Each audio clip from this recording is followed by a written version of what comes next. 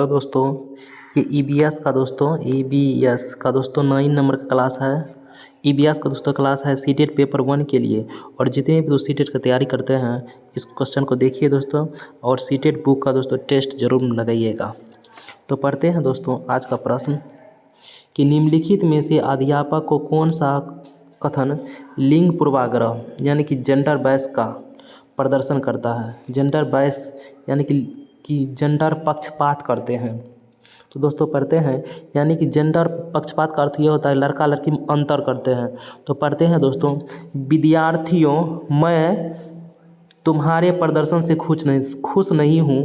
तो यहाँ पर विद्यार्थी कहने से दोस्तों लड़का लड़की दोनों का बोध हो जाता है, तो हम जेंडर बायस नहीं कर पाए, तो ये ऑप्शन गलत है। लड़कों और लड़कियों चलो हम खेल खेलें। तो दोस्तों लड़का लड़की दोनों आ गया ना, तो हम जेंडर पक्षपात नहीं कर पा रहे हैं, जेंडर बायस नहीं कर पा रहे हैं।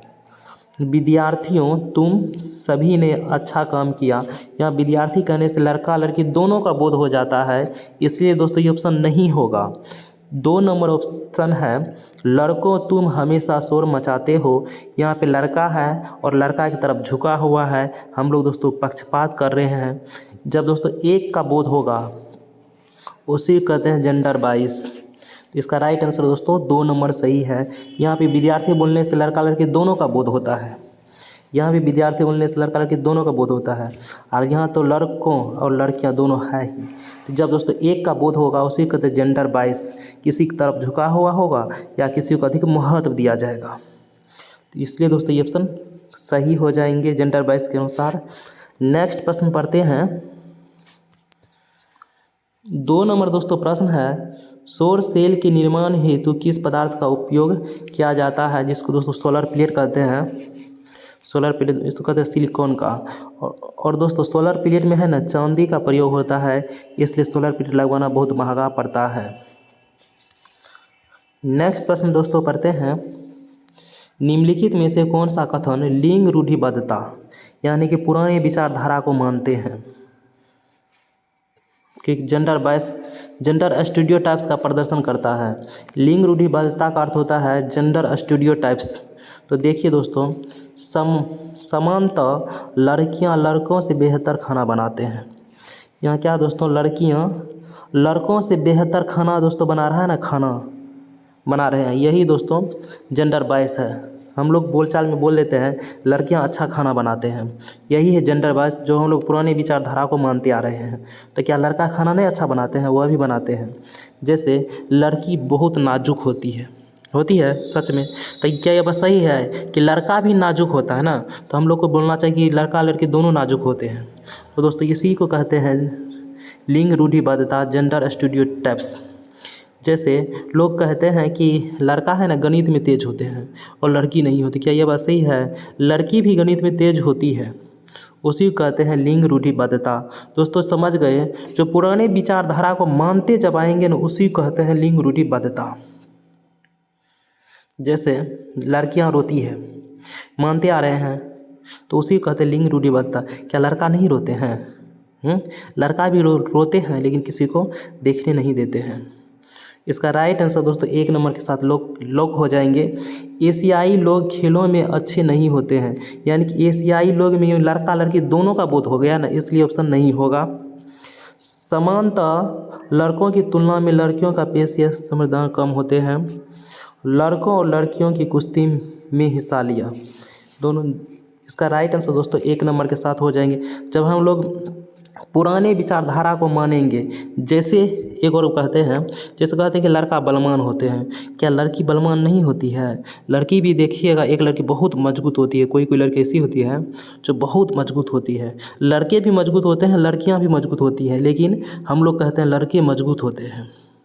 उसी को कहते हैं, जब गलत बोलेंगे उसी को कहते हैं लिंग रूढ़िबद्धता।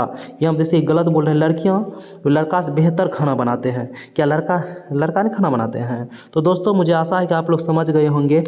नेक्स्ट प्रश्न दोस्तों देखते हैं।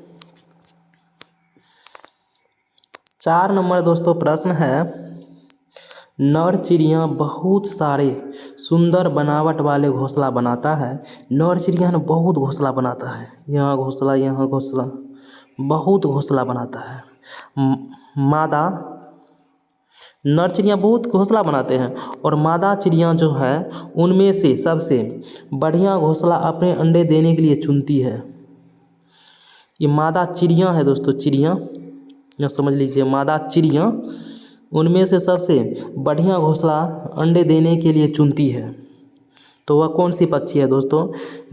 कौन सा ऐसा पक्षी है, नर पक्षी, जो बहुत सारे घोंसला बनाते हैं और मादा पक्षी जो इसको चुनते हैं कौन घोंसला बेहतर होगा अंडा देने के लिए? तो ऐसा एक ही पक्षी है, नर वीवर पक्षी, जिसको वया कहते हैं, जुलाहा पक्षी भी कहते हैं। इसको दोस्तों याद रखिएगा, सीटेट में प्रत्येक बार पूछे जाते हैं।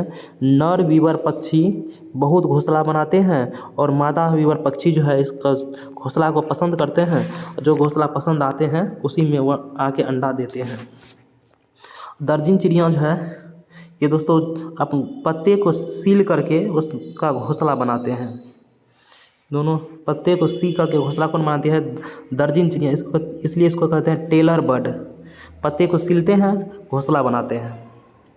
नेक्स्ट प्रश्न दोस्तों पढ़ते हैं 5 नंबर का दोस्तों प्रश्न है, निम्नलिखित में से कौन से कीट समूह में रहते हैं, समूह यानी कि ग्रुप में रहते हैं और उन सभी की विशिष्ट भूमिकाएं बटी होती है? तो इसका राइट आंसर दोस्तों 2 नंबर के साथ लॉक हो जाएंगे।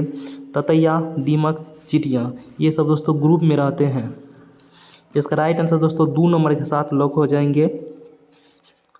नेक्स्ट प्रश्न दोस्तों पढ़ते हैं, मधुमक्खियों के छत्ते में मधुमक्खियों के बारे में निम्नलिखित में से कौन सा कथन सही नहीं है? यहाँ दोस्तों गलत है, गलत खोजते हैं दोस्तों। छत्ते में केवल एक ही रानी मधुमक्खी होती है, ये बिल्कुल सही बात है कि छत्ते में एक ही रानी मधुमक्खी होती है।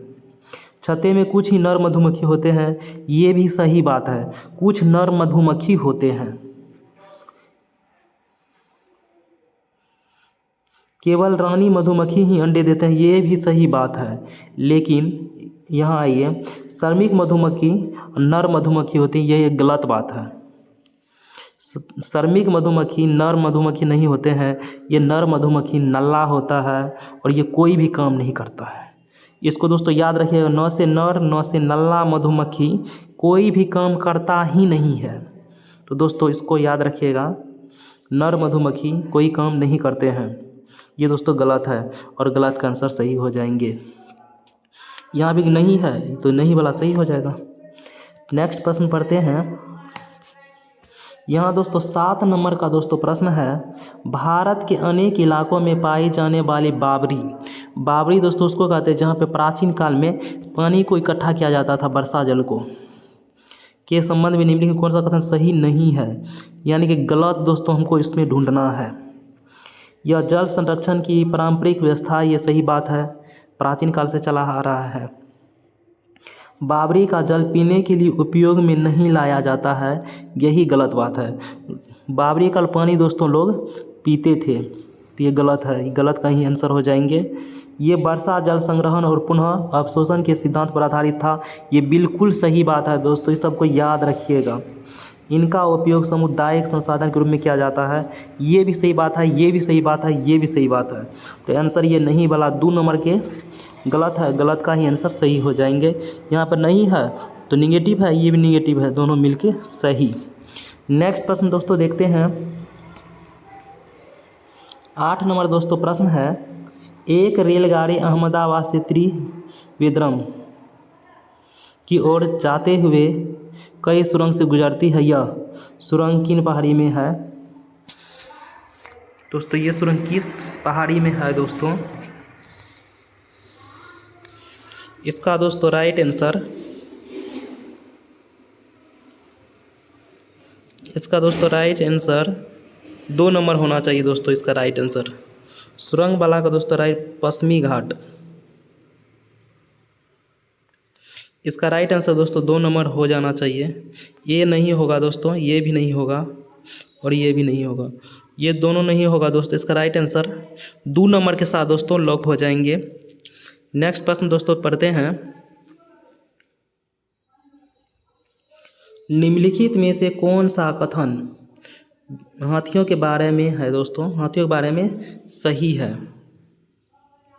हाथियों के झुंड में केवल मादा हाथी ही होते हैं, ये पूर्णतः सत्य है।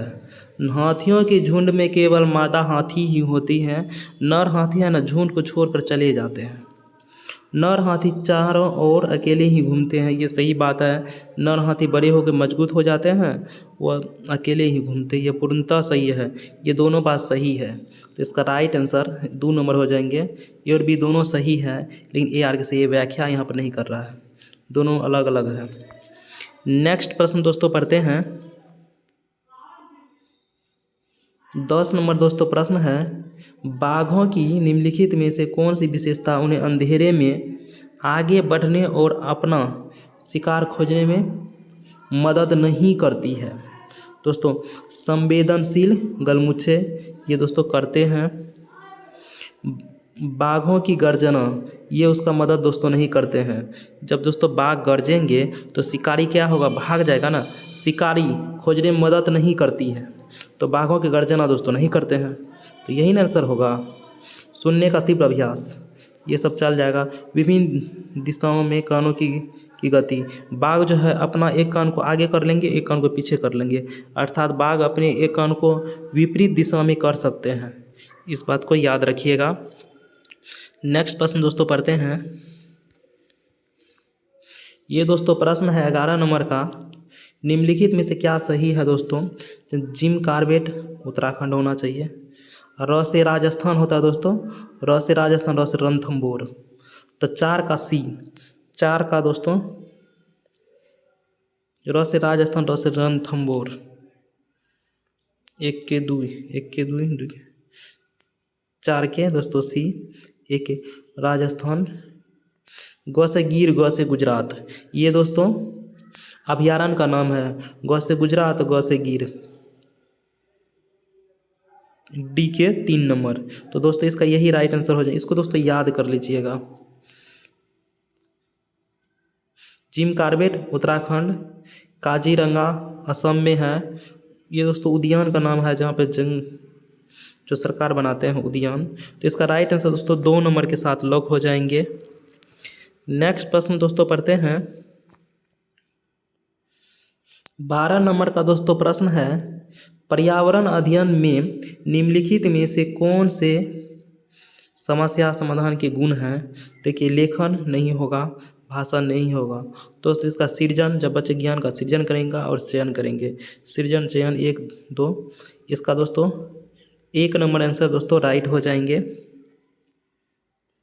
नेक्स्ट प्रश्न दोस्तों पढ़ते हैं। 13 नंबर, ओजोन की परत के अपक्षय को नियंत्रित करने हेतु 1987 में एक अंतर्राष्ट्रीय संधि पत्र, समझौता पत्र कह लीजिए, पर हस्ताक्षर किए गए, जिसे कहा जाता है मॉन्ट्रियल संलेख। मॉन्ट्रियल संलेख इसका राइट आंसर हो जाएंगे, इसका राइट आंसर 2 नंबर के साथ लॉक हो जाएंगे। नेक्स्ट प्रश्न पढ़ते हैं, इसको दोस्तों याद रखिएगा, ये इम्पोर्टेंट वेरी प्रश्न है। 14 नंबर प्रश्न है, हमारे देश में एक ऐसा राज्य है जहाँ के ग्रामीण लोग फसल पकने के बाद त्यौहार मनाते हैं और सब साथ में खाना पकाते हैं, गाते हैं और नाचते हैं, यहाँ का विशेष नृत्य करते हैं। इस नृत्य में बांस की डंडी लेकर 2-2 लोग की जोड़ी जमीन पर आमने सामने बैठती है, ढोल की ताल पर लोग बांस की डंडी को ज़मीन पर पीटते हैं, बांस की डंडियों के बीच लोग एक कतार में खड़े होकर कूदते हैं और नाचते हैं। यह राज्य है दोस्तों, यह राज्य है मिजोरम, इसको दोस्तों याद रख लीजिएगा। नेक्स्ट प्रश्न दोस्तों देखते हैं। 15 नंबर का दोस्तों प्रश्न है, निम्नलिखित में से भारत के निम्नलिखित में से ऐसे राज्य को, उस समूह को चुनिए जिसके समुद्र तट बंगाल की खाड़ी पर है दोस्तों, इसका राइट आंसर दोस्तों 1 नंबर के साथ लॉक हो जाएंगे, आंध्र प्रदेश, उड़ीसा, तमिलनाडु।